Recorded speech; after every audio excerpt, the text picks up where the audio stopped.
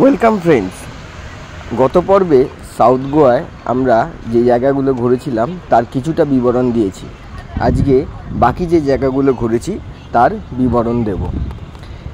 এই পর্বে আমরা কাবো ডে রামা ফোর্ট, অ্যাগন্ডা বিচ আর কোলা বিচে আমাদের ভ্রমণ বৃত্তান্ত আপনাদের সঙ্গে শেয়ার করব। যদি ভিডিওটা ভালো লাগে তাহলে অবশ্যই চ্যানেলটা সাবস্ক্রাইব করবেন, ভিডিওটা লাইক ও শেয়ার করবেন। তাহলে আসুন আমরা আজকের পর্ব শুরু করি। আজকে যে জায়গাগুলো ঘুরে দেখেছি সেগুলোর আপনাদের বিবরণ দিই। এখন আমরা রাজবাগ বিচ থেকে বেরিয়ে কাবো ডে রামা ফোর্টের উদ্দেশ্যে রওনা দিয়েছি। রাস্তাটা ভীষণ সুন্দর, অনেকটা আমাদের পুরুলিয়ায় অযোধ্যা পাহাড় যাওয়ার রাস্তার মতো।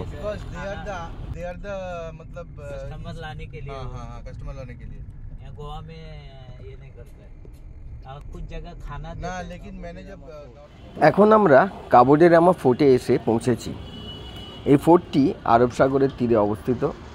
এখানে ইতিহাস এবং প্রকৃতির অপূর্ব মেলবন্ধন হয়েছে।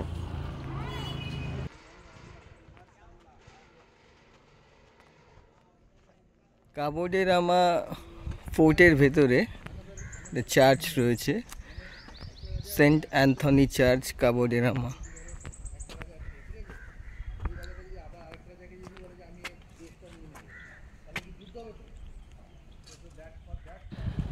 এই কাবো ডে রামা ফোর্টটি সুন্ডার রাজা মাইসোরের নবাব হায়দার আলীর হাত থেকে নিজেকে বাঁচাবার জন্য পর্তুগিজদের হাতে তুলে দেয়। পর্তুগিজরা এখানে 1763 খ্রিস্টাব্দে এই ফোর্টটি আবার রিবিল্ড করেন। বর্তমানে ফোর্টটি ভগ্নপ্রায় দশা, কিন্তু এখানে প্রাকৃতিক সৌন্দর্য কিন্তু খুব ভালো। সাউথ গোয়ায় একটি অন্যতম ভ্রমণ স্থান। বিদেশিদের ভালোই ভিড় আছে এই ফোর্টে। এখান থেকে আরব সাগরটি অপূর্ব সুন্দর দেখতে লাগে। আমরা এখানে বেশ কিছুক্ষণ সময় কাটালাম এবং অবশ্যই বেশ কিছু ছবি তুললাম। ছবি তুলে এখান থেকে আমাদের পরবর্তী গন্তব্য অ্যাগন্ডা বিচের উদ্দেশ্যে বেরিয়ে পড়লাম।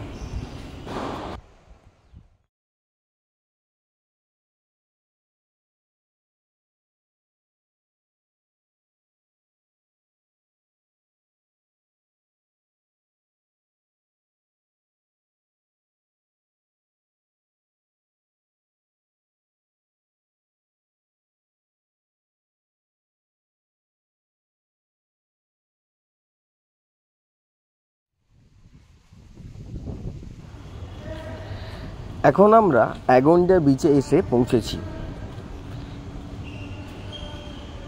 বিচটা দেখে বেশ ফাঁকা ফাঁকাই মনে হচ্ছে।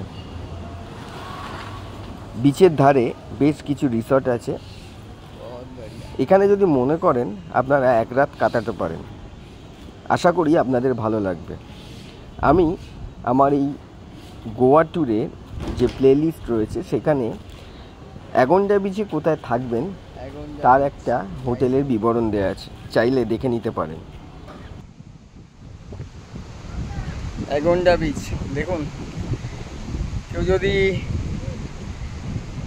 ফাঁকা বিচ চান তাহলে অবশ্যই অ্যাগন্ডা বিচে আসতে হবে। অপূর্ব সুন্দর, দারুণ লাগছে, দারুণ দুর্ধর্ষ।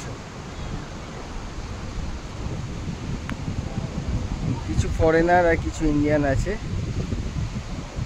Lovely place.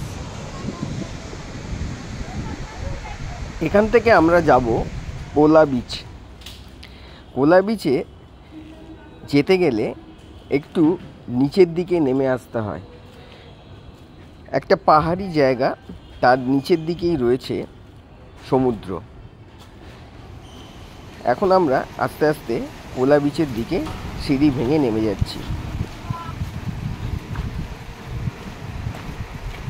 আস্তে আস্তে আস্তে আস্তে বলেছি না যে দেখে হাঁটবে না, তার কষ্ট।